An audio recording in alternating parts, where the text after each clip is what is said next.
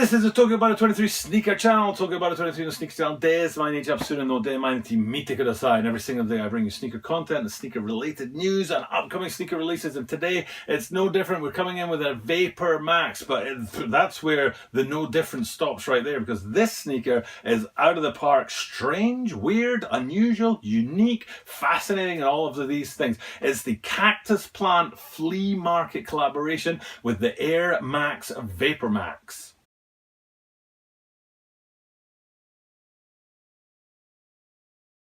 As I said in the introduction, today is all about the Cactus plant flea market tie-up with the Vapormax line from the Nike Air brand, and it's a phenomenal looking sneaker. I'm not a huge fan of the Vapormaxes, and I absolutely slammed the Oreo. I didn't slam them, but I wasn't a huge fan of the Oreos that I reviewed last week, particularly because of a problem they had with the outsole, and I'll check out these ones today and we'll see if that outsole problem persists with these guys. But they are a cracking looking sneaker. They're just there's a lot going on with them, a ton of little different sort of unique things going in there, and we're going to check that out in just a couple of minutes. But first, please do hit the subscribe button down below. It helps me tremendously if you subscribe. Help me grow the channel. I need to upgrade my equipment, I need to upgrade my sneakers, I need to upgrade everything that I have to do with YouTube, and the only way I can really do that and afford to do that is if this channel ever gets monetized, and the only way to do that is to hit 1,000 subscribers. So please do subscribe to the channel and help me to grow. 登録お願いします。登録をするとTokyo About 23 Sneaker Channel を助かるので、登録お願いします。Okay, so let's have a look at these Vapormaxes. There's a lot to see on them. They remind me very much of the Air Max 95 Mount Fujis, which I bought and actually are sitting right up there on ice right now. I haven't actually got them out yet and worn them. But the reason that they remind me of that is because of the Just Do It branding. What's strange about them is that a pair of sneakers has four sides. Both sneakers, medial side, lateral side, and both sneakers, medial sides. On three of those sides, you've got the Just Do It branding, which is made from 4D printed material. And it's just like, whoa, where's this going, right? And then on the fourth side, instead of having the Just Do It 4D printed material branding, there's a stitched on swoosh. And it's just like, I mean, it's just unbelievably unique. It really is an unbelievably unique sneaker. And that Just Do It branding and that one swoosh on there is really is one of the coolest parts of the sneaker.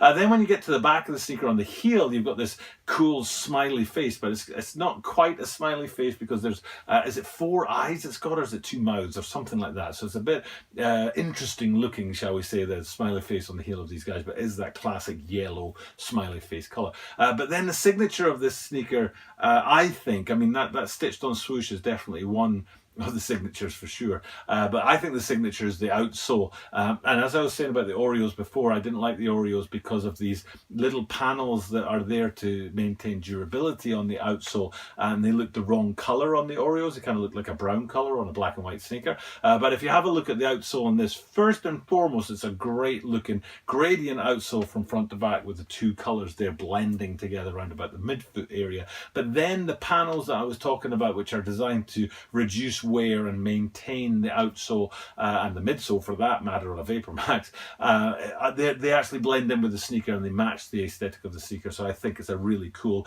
outsole, a really cool sneaker in general. I'd be more than happy to get myself a pair of these if they come in my size. Apparently they're women's sneakers, WMNS, all capitals.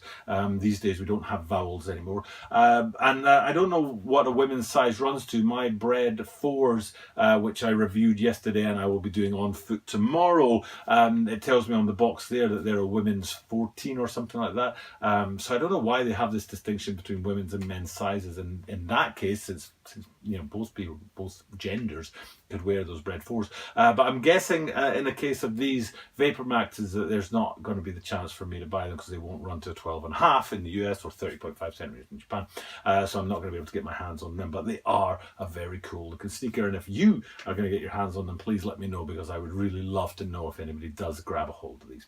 Okay, that's enough for me today. Like I said, tomorrow I'm going to be getting those Bred 4s on feet, the first time I've ever worn a pair of Jordans in my life, and there's a big story behind it and many reasons. Just come and check tomorrow out to see why I've never owned or worn a pair of Jordans in my life.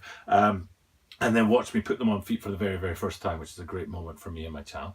For now, it's time to sign off and say thanks for checking in. I always appreciate my viewers checking out my content, especially those loyal subscribers out there. Thank you very much for always checking in. And for now, all that's left for me to do is to say I will see you tomorrow.